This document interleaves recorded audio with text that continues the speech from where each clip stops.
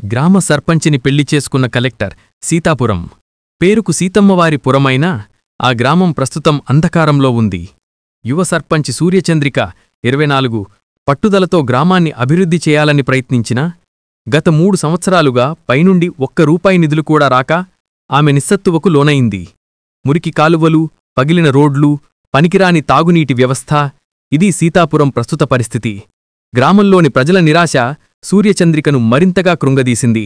ఈ నేపథ్యంలో రాష్ట్ర మంత్రి, స్థానిక ఎమ్మెల్యే మరియు కొత్తగా వచ్చిన జిల్లా కలెక్టర్ సంజయ్ 30 గ్రామంలో పర్యటనకు వస్తున్నారనే వార్త వచ్చింది. సూర్యచంద్రికకు తెలుసు ఇదొక మొక్కుబడి పర్యటన అని. అయినా తన చివరి ఆశగా ఆమె గ్రామం తరఫున మంత్రి, కలెక్టర్ల రాక కోసం భారీ ఏర్పాట్లు చేయించింది. ఈరోజు ఏదో ఒక ఘర్షణ జరగబోతోందని ఆమె అంతరాత్మ చెబుతోంది. సీతాపురం పంచాయతీ కార్యాలయం ముందు పెద్ద సభ ఏర్పాటు చేశారు. రాజకీయ నాయకుల రాకతో గ్రామంలో సందడి. మంత్రిగారు అభివృద్ధి గురించి, ఎమ్మెల్యేగారు తన కష్టాల గురించి మాట్లాడుతూ ఆర్భాటం చేస్తున్నారు. సరిగ్గా అదే సమయంలో ఆఖరి వరుసలో ఉన్న సూర్యచంద్రిక హఠాత్తుగా వేదిక వైపు దూసుకెళ్లి మైక్ తీసుకుంది. ఆపండి అని ఆమె గంభీరంగా అరిచిన గొంతు ఆ జనసంద్రంలో నిశ్శబ్దాన్ని నింపింది. 24 ఏళ్ల సర్పంచి, అందరికంటే తక్కువ వయసున్న ఆమె తన స్థానిక ఎమ్మెల్యే, రాష్ట్రమంత్రిని నేరుగా నిలదీసింది. ఏం పాపం చేసుకుంది మా గ్రామం? మా గ్రామ పంచాయతీకి నిధులివ్వకుండా ఎవరి జేబుల్లోకి చేరాయి? 3 సంవత్సరాలుగా మా గ్రామ ప్రజల అవసరాలు మీకు కనిపించటం లేదా? అంటూ ఆమె వాక్పటిమతో కూడిన కోపం ప్రజల ఆవేదనను ప్రతిబింబించేలా మాట్లాడింది. ఎమ్మెల్యే, మంత్రి అవాక్కైపోయారు. మీడియా కెమెరాలు ఆమెపై ఫోకస్ అయ్యాయి. వేదికపై ఉన్న జిల్లా కలెక్టర్ సంజయ్ నిశ్శబ్దంగా ఈ దృశ్యాన్ని చూస్తున్నాడు. అతనొక ఐఏఎస్ ఆఫీసర్. క్రమశిక్షణ, గంభీరత అతని లక్షణాలు. కాని 24 ఏళ్ల ఆ యువ సర్పంచ్ ధైర్యం, ఆమె నిర్భయత్వం అతన్ని ఆశ్చర్యపరిచింది. తన సహచర ఐఏఎస్ ఆఫీసర్లకన్నా, అనుభవజ్ఞులైన రాజకీయ నాయకులకన్నా ధైర్యంగా, సూటిగా మాట్లాడిన సూర్యచంద్రిక సంజయ్ దృష్టిలో పడింది. యువత రాజకీయాలలోకి రాకూడదా? మీ పాతతరం వాళ్లే ఎల్లకాలం పాలించాలా అనే ఆమె ప్రశ్న కేవలం సీతాపురం సమస్య కాదు, మొత్తం వ్యవస్థకు సంబంధించినదిగా సంజయ్ మనసులో నాటుకుంది. యువత పట్ల, గ్రామీణాభివృద్ధి పట్ల అతనికున్న ఆశయాలు ఒక్కసారిగా మెలకువలోకి వచ్చాయి. సూర్యచంద్రిక నిలదీత, మీడియా కవరేజ్ తీవ్రమవ్వటంతో మంత్రి, ఎమ్మెల్యేలు ఏదో చెప్పబోయారు. కాని కలెక్టర్ సంజయ్ జోక్యం చేసుకున్నాడు. మంత్రి దగ్గర్నుండి మైక్ తీసుకొని గంభీరంగా, స్థిరంగా మాట్లాడటం మొదలుపెట్టాడు. సీతాపురం ప్రజలారా, సూర్యచంద్రిక గారు లేవనెత్తిన ప్రశ్నలు చాలా సహేతుకమైనవి. నేను ఈ జిల్లాకు కేవలం 2 నెలల క్రితమే వచ్చాను. మీ గ్రామానికి రావలసిన నిధులు ఎందుకు రాలేదో, ఎవరు ఆపారో, ఆ డబ్బులు ఎవరి జేబుల్లోకి వెళ్లాయో నేను పర్సనల్గా ఎంక్వైరీ చేయించి చర్యలు తీసుకుంటాను. అవసరమైతే సీఎం గారి దృష్టికి తీసుకువెళ్తాను అని బహిరంగంగా వాగ్దానం చేశాడు. ఆ వాగ్దానంలో ఎలాంటి రాజకీయ ఉద్దేశం లేదు, కేవలం విధి నిర్వహణ పట్ల చిత్తశుద్ధి మాత్రమే ఉంది. సూర్యచంద్రిక మనసులో మొదటిసారిగా ఇన్నాళ్ల పోరాటానికి చిన్న ఆశ చిగురించింది. కలెక్టర్ వాగ్దానం తర్వాత సీతాపురం చర్చనీయమంశమైంది. అసలు సూర్యచంద్రిక ఎవరు? ఆమె భేగతి ఏంటి? సూర్యచంద్రిక పేదరికం నుండి కష్టపడి చదువుకొని హైదరాబాద్లో ఒక పెద్ద కార్పొరేట్ కంపెనీలో మంచి ఉద్యోగం సంపాదించింది. కాని గ్రామంలో ప్రజలు తాగునీటి కోసం పడిన కష్టాలు, చదువులేక పిల్లలు కూలీలుగా మారటం చూసి ఆమె మనసు చివుక్కుమనింది. ఆమె బాల్యం, గ్రామం పట్ల ఆమెకున్న అపారమైన ప్రేమ కార్పొరేట్ జీవితాన్ని వదులుకొని గ్రామసేవకు రావటానికి కారణాలు. నిజాయితీ, పట్టుదలే తన ఆయుధాలుగా రాజకీయాలలోకి వచ్చి సర్పంచిగా గెలిచింది ఆమె. ఆమె పోరాటం కేవలం నిధుల కోసం కాదు, గ్రామం యొక్క ఆత్మగౌరవం కోసం. ఈ విషయం తెలుసుకున్న సంజయ్కు ఆమె పట్ల గౌరవం మరింత పెరిగింది. సభ జరిగిన మరుసటి రోజు నుండే కలెక్టర్ కార్యాలయంలో కదలిక మొదలయ్యింది. సంజయ్ తన మాటను నిలబెట్టుకోవాలని నిర్ణయించుకున్నాడు. సీతాపురం గ్రామ పంచాయతీకి సంబంధించిన గత 3 సంవత్సరాల నిధుల ఫైల్ తెప్పించాడు. ఆ ఫైల్ ఎక్కడ ఆగిందో, ఎవరు సంతకాలు చేయకుండా ఆలస్యం చేశారో, ఏ పథకం నిధులు దారిమల్లాయో వివరాలు తెలుసుకోవడం మొదలుపెట్టాడు. ఈ దర్యాప్తు మొదలుకాగానే స్థానిక ఎమ్మెల్యే వర్గం నుండి సంజయ్కి మొదటి అడ్డంకి మొదలయ్యింది. పాత విషయాలు పట్టించుకోవద్దు సార్, కొత్తగా చూడండి అంటూ పరోక్షంగా ఒత్తిడి తీసుకురావటం మొదలుపెట్టారు. కాని సంజయ్ వెనక్కి తగ్గలేదు. విచారణలో మరింత స్పష్టత కోసం కలెక్టర్ సంజయ్ సూర్యచంద్రికను తన కార్యాలయానికి పిలిపించాడు. ఇద్దరూ మొదటిసారి ఏకాంతంగా, అధికారికంగా కలుసుకున్నారు. కలెక్టర్ కుర్చీలో సంజయ్, ఎదురుగా సర్పంచ్ సూర్యచంద్రిక. వారి మధ్య మొదటి సంభాషణ పూర్తిగా విధికి సంబంధించినది. గంభీరమైన వాతావరణంలో జరిగింది. సంజయ్ అడిగిన ప్రశ్నలకు సూర్యచంద్రిక ఆధారాలతో సహా వివరాలు ఇచ్చింది. ఆమె కళ్లల్లోని పదును, అతని కళ్లల్లోని నిబద్ధత ఒకరినొకరు అర్థం చేసుకోవడానికి ప్రయత్నించాయి. సూర్యచంద్రికకు సంజయ్ అంటే గౌరవం పెరిగింది. సంజయ్కు సూర్యచంద్రిక అంటే ఆసక్తి పెరిగింది. సూర్యచంద్రిక నిధులు ఆపడానికి కారణాలు, ఎమ్మెల్యే వర్గం చేసిన రాజకీయ కుట్రల గురించి వివరంగా వివరించింది. ఆమె ఇచ్చిన సమాచారం, కలెక్టర్ దర్యాప్తులో వచ్చిన వివరాలు సరిపోయాయి. సూర్యచంద్రిక స్వార్థంలేని నిజాయితీ, చిత్తశుద్ధి కలెక్టర్ సంజయ్కి బాగా నచ్చాయి. అధికారం లేకున్నా ఇంత పట్టుదలతో పనిచేస్తున్న యువతి అని సంజయ్ మనసులో అనుకున్నాడు. ఆమె పట్ల ఏర్పడిన మంచి అభిప్రాయం కేవలం ప్రొఫెషనల్ గౌరవంగా కాకుండా నెమ్మదిగా ఆరాధనగా మారటం మొదలయింది. ఆమె ప్రజాసేవ, ఆమె వ్యక్తిత్వం అతన్ని ఆకర్షించాయి. కలెక్టర్ సంజయ్ ప్రేమలో పడటం మొదలైన మలుపు ఇక్కడే. నిధులు మళ్లింపు వెనక ఉన్న పెద్ద రాజకీయ నాయకులను, అధికారులను బయటపెట్టడానికి సంజయ్ తన వ్యూహాన్ని మార్చాడు. అతను తన అత్యంత విశ్వసనీయ ఉద్యోగులతో ఒక రహస్య దర్యాప్తు బృందాన్ని ఏర్పాటు చేశాడు. రాజకీయ నాయకులు అనుమానించకుండా ఆ బృందం సేకరించిన సమాచారం నేరుగా సంజయ్కే చేరేలా జాగ్రత్తపడ్డాడు. ఈ రహస్య దర్యాప్తు గురించి జిల్లాలో గుసగుసలు మొదలయ్యాయి. తమపై ఏదో జరగబోతోందని రాజకీయ నాయకులకు, ముఖ్యంగా ఎమ్మెల్యే వర్గానికి అనుమానం రావటం మొదలుకావటంతో జిల్లాలో ఈ యుద్ధం కలెక్టర్ వర్గానికి, రాజకీయ వర్గానికి మధ్య జరుగుతోందనే భావన పెరిగింది. సంజయ్ దర్యాప్తు ఫలితంగా సీతాపురం గ్రామ పంచాయతీకి ఆగిపోయిన నిధులలో మొదటి దశ మొత్తాన్ని విడుదల చేయవలసిందిగా, పెండింగ్లో ఉన్న ఫైళ్లపై సంతకం చేయవలసిందిగా జిల్లాస్థాయి అధికారులకు మొదటి ఉత్తర్వులు, ఆర్డర్ జారీ అయ్యాయి. ఈ వార్త సీతాపురంలో సంతోషాన్ని నింపింది. సూర్యచంద్రిక కళ్లల్లో ఆనందం. తన పోరాటం ఫలించింది. సర్పంచి సూర్యచంద్రిక అధికారికంగా కలెక్టర్ని కలిసి ధన్యవాదాలు చెప్పడానికి కార్యాలయానికి వెళ్ళింది. ఈసారి వారి భేటీలో అధికారిక గంభీరతతో పాటు ఒకరి పట్ల ఒకరికున్న గౌరవం, ఆప్యాయత కనిపించాయి. ధన్యవాదాలు చెప్పే సమయంలో వారి మధ్య మొదటిసారిగా విధికి, పనికి సంబంధం లేని వ్యక్తిగత సంభాషణ జరిగింది. చిన్నపాటి నవ్వులు, పలకరింపులు మొదలయ్యాయి. ఆ రోజు సంజయ్ తన ప్రేమను పూర్తిగా గుర్తించాడు. మరియు ఆ ప్రేమకు సీతాపురం విజయం ఒక బీజమయ్యింది. కలెక్టర్ సంజయ్ చొరవతో నిధులు విడుదల కావటం సీతాపురంలో కొత్త ఉత్సాహాన్ని నింపింది. సూర్యచంద్రిక రోజుకు 18 గంటలు పనిచేస్తూ అభివృద్ధి పనులను పర్యవేక్షిస్తోంది. నిన్నటి వరకు మురికి కూపంగా ఉన్న రోడ్లు మెరుగవుతున్నాయి. పగిలిన తాగునీటి పైప్లైన్లు సరిచేయిస్తోంది. శిథిలావస్థలో ఉన్న ప్రభుత్వ పాఠశాల మరమ్మతులు వేగవంతమయ్యాయి. ప్రతి వారం కలెక్టర్ కార్యాలయం నుండి పర్యవేక్షణకు అధికారులు వస్తున్నా సంజయ్ స్వయంగా ఫోన్ చేసి పనుల వివరాలు అడిగి తెలుసుకునేవాడు. సూర్యచంద్రిక డబ్బును ఎలా పొదుపు చేస్తోంది, పనుల నాణ్యత విషయంలో రాజీపడకుండా ఎలా పనిచేస్తోందో విన్న సంజయ్కు ఆమెపై గౌరవం మరింత పెరిగింది. కేవలం ప్రశ్నించే కోపం కాదు, సమస్యను పరిష్కరించే నిబద్ధత ఆమెలో ఉందని సంజయ్కు అర్థమయ్యింది. ఆమె కష్టపడే తత్వం, పల్లె ప్రజల కోసం ఆమె పడే తపన సంజయ్ మనసును బలంగా తాకాయి. అధికారిక సమావేశాలు, పర్యవేక్షణ నివేదికలు పేరుతో కలెక్టర్ సంజయ్, సర్పంచి సూర్యచంద్రిక తరచుగా కలుసుకోవడం మొదలయ్యింది. ఈ సమావేశాలలో పనితో పాటు వారి వ్యక్తిగత విషయాలు కూడా చర్చకు వచ్చేవి.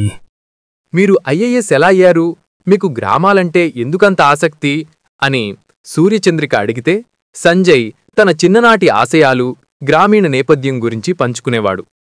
అలాగే సూర్యచంద్రిక తన కార్పొరేట్ జీవితాన్ని, దానిని వదిలివచ్చిన కారణాలను సంజయ్కి చెప్పేది. ఈ సంభాషణలు వారి మధ్య గౌరవాన్ని, నమ్మకాన్ని పెంచాయి. సూర్యచంద్రికలో కలెక్టర్పై మొదట ఏర్పడిన గౌరవం ఇప్పుడు క్రమంగా ఆకర్షణగా మారుతుంది. నిజాయితీ, దక్షతగల కలెక్టర్ పట్ల ఆమె హృదయంలో ఒక ప్రత్యేక స్థానం ఏర్పడింది. సంజయ్ ఉన్నత మధ్యతరగతి నేపథ్యం నుండి వచ్చినవాడు. అతని తల్లిదండ్రులు, ముఖ్యంగా తల్లి, సంజయ్కి ఒక ఉన్నత వర్గానికి చెందిన ఐఏఎస్ అధికారికి తగిన అమ్మాయితో పెళ్లి చెయ్యాలని కలలు కనేవారు. ఇప్పటికే ఢిల్లీలో ఒక ప్రముఖ పారిశ్రామికవేత్త కుమార్తెతో పెళ్లి సంబంధం గురించి చర్చలు జరుగుతున్నాయి. సంజయ్, ఈ వారం హైదరాబాద్ వస్తున్నాం, ఆ అమ్మాయి కుటుంబాన్ని కలుద్దాం అంటూ తల్లిదండ్రుల నుండి అతనికి వచ్చే ఫోన్ కాల్స్ తరచుగా పెరిగాయి. ఈ కాల్స్ విన్నప్పుడు సంజయ్ మౌనంగా ఉండేవాడు. అతని మనసంతా సీతాపురం సర్పంచ్ సూర్యచంద్రిక చుట్టూ తిరుగుతుంటే కుటుంబం అడ్డుగా నిలబడే ఒక అడ్డుగోడ గురించి ఆలోచించేవాడు. ఆమె ఒక పల్లె సర్పంచి, అతను ఒక జిల్లా కలెక్టర్. ఈ అంతరం వారి ప్రేమకు మొదటి అతిపెద్ద సవాలు. ఒకరోజు రాత్రి 10 గంటల సమయంలో కలెక్టర్ సంజయ్ సీతాపురంలో ఒక ఆకస్మిక పర్యటనకు వెళ్లాడు. పని జరుగుతున్న తీరు చూడడం అతని ఉద్దేశం. పాడుపడిన వీధి దీపాల వెలుగులో పనులను పర్యవేక్షిస్తూ, కూలీలతో మాట్లాడుతూ, ఒంటరిగా ఉన్న సూర్యచంద్రికని చూశాడు. అంతరాత్రి కూడా ఆమె పడుతున్న కష్టం, ప్రజల పట్ల ఆమెకున్న చిత్తశుద్ధి చూసి సంజయ్ ముగ్ధుడైపోయాడు. ఆమె సాధారణ చీరకట్టు, నిబద్ధత అతని హృదయాన్ని బలంగా తాకాయి. ఆమె దగ్గరకు వెళ్లి, సూర్యచంద్రిక గారు, ఇంతరాత్రి కూడా పనేనా అని అడిగాడు. ఆ తర్వాత గ్రామీణ సమస్యలపై, నిధుల వినియోగంపై వారి మధ్య లోతైన చర్చ జరిగింది. ఆమె దృష్టిలో ఉన్న సమస్యల పరిష్కారం కోసం ఆమె ఆలోచన విధానం సంజయ్ ఆలోచనలకు దగ్గరగా ఉంది. కేవలం ఒక కలెక్టర్, ఒక సర్పంచి మధ్య ఉన్న అధికార దూరం ఆ క్షణంలో చెరిగిపోయింది. నిధుల మళ్లింపు కేసులో కలెక్టర్ సంజయ్ దర్యాప్తు వేగం పుంజుకుంది. తమ అక్రమాలు ఎక్కడ బయటపడతాయోనని భయపడిన ఎమ్మెల్యే వర్గం ఆ కేసును మూసించడానికి తీవ్ర ప్రయత్నాలు మొదలుపెట్టింది. ఉన్నతాధికారుల ద్వారా సంజయ్పై ఒత్తిడి తీసుకురావడం, మీడియాలో అతన్ని లక్ష్యంగా చేసుకోవడం మొదలైంది. ఈలోగా సూర్యచంద్రికను అణగదొక్కాలని, ఆమెపై అసత్య ఆరోపణలు, కులపరమైన వ్యాఖ్యలు చేయాలని ఎమ్మెల్యే వర్గం ప్రయత్నించింది.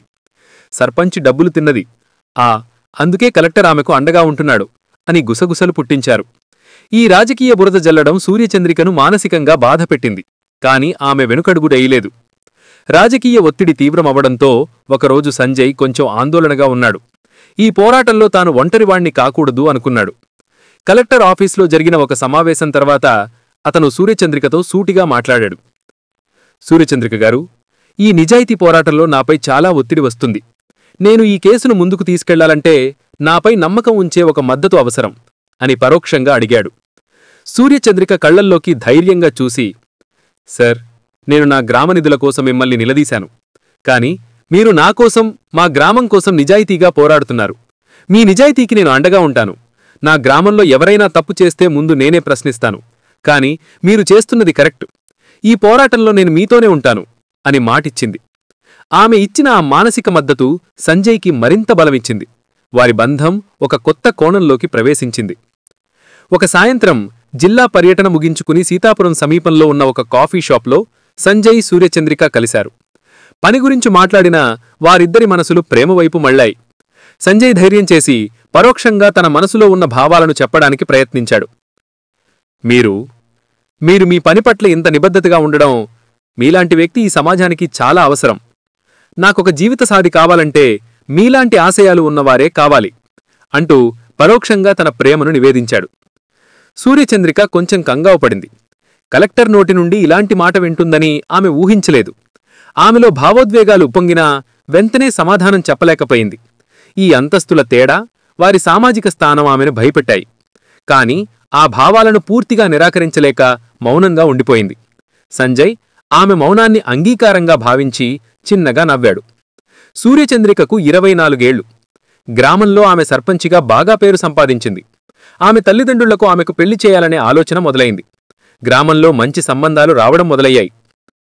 నువ్వు కలెక్టర్తో అంత క్లోజ్గా ఉండొద్దమ్మా, ఆయన పెద్దమనిషి, మనం చిన్నవాళ్లం, నీ పెళ్లి గురించి ఆలోచించు అంటూ తల్లిదండ్రులు పెళ్లికోసం ఒత్తిడి చేయడం మొదలుపెట్టారు. వచ్చిన సంబంధాల గురించి వివరించడం, ఆమె త్వరగా పెళ్లి చేసుకుంటే బావుండనో చెప్పడం సూర్యచంద్రికకు కలెక్టర్ పట్ల ఉన్న ఆకర్షణకు, కుటుంబ బాధ్యతలకు మధ్య ఘర్షణ మొదలైంది. ఆమె కలలు ఒకవైపు, కుటుంబ కోరికలు మరోవైపు నిలిచాయి. సూర్యచంద్రిక మనసులో పెద్ద యుద్ధమే జరుగుతుంది. సర్పంచిగా తన బాధ్యత, తన గ్రామ ప్రజలకు సేవ చేయడం, నిజాయితీగా నిలబడడం వెర్సెస్ కలెక్టర్ పట్ల తన ఆకర్షణ. ఆ ఆకర్షణ ప్రేమగా మారుతుంటే దానిని అంగీకరిస్తే జరిగే సామాజిక పరిణామాలు. అదే సమయంలో సంజయ్ కూడా లోపల పోరాడుతున్నాడు. కలెక్టర్గా తన స్థానం, సమాజంలో తన స్థాయి, కుటుంబ పరువు, వ్యవస్థ పట్ల తన బాధ్యత వెర్సెస్ సర్పంచ్ పట్ల తన ప్రేమ.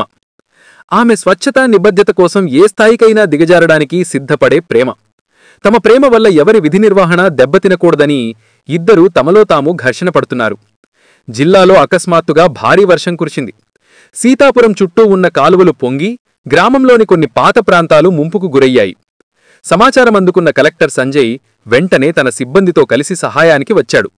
వర్షంలో తడుస్తూ ప్రజలను సురక్షిత ప్రాంతాలకు తరలించే పనిలో సూర్యచంద్రిక ఉంది. ఆ సహాయక చర్యల మధ్యలో ఆకస్మికంగా కురిసిన పెనువర్షంలో ఒక శిథిలమైన షెడ్డులో వారిద్దరూ తలదాచుకోవాల్సి వచ్చింది. వర్షం శబ్దం తప్ప అక్కడ మరే శబ్దమూ లేదు.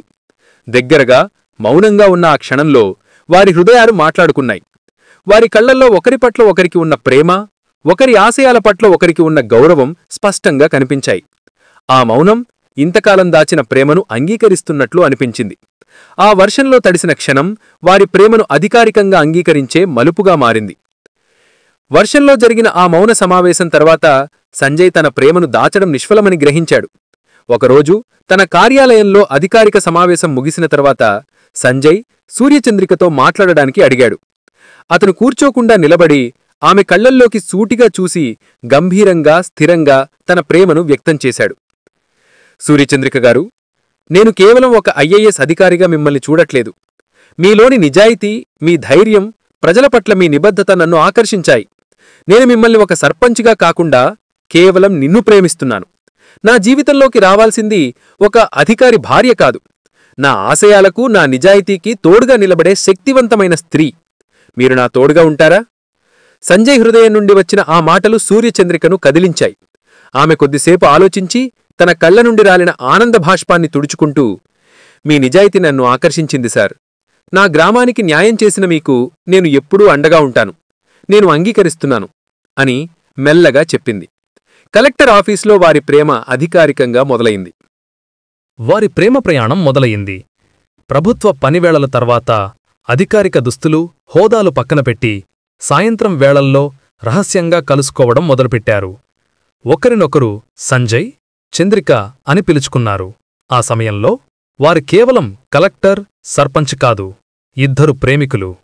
వారు తమ వ్యక్తిగత విషయాలే కాకుండా తమ భవిష్యత్తు ఆశయాలు గురించి చర్చించుకునేవారు.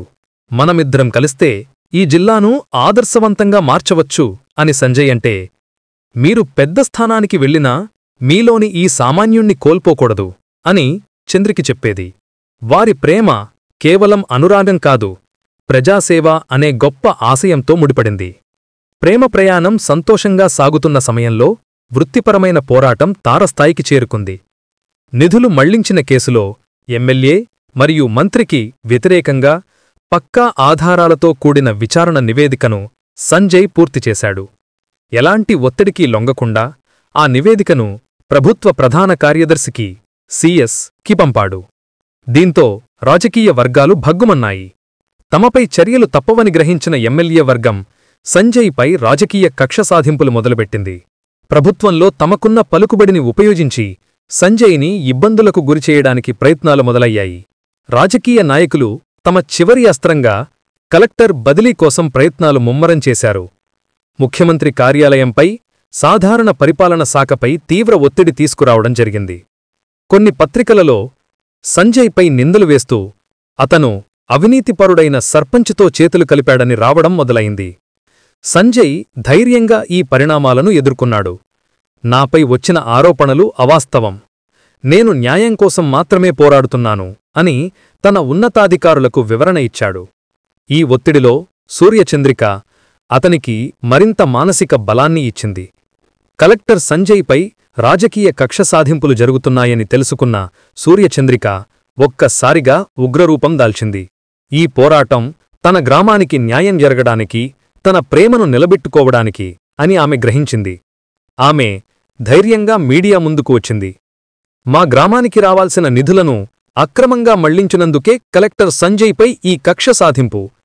ఆయన నిజాయితీని ప్రశ్నించే హక్కు ఎవరికీ లేదు అని గట్టిగా నిలదీసింది.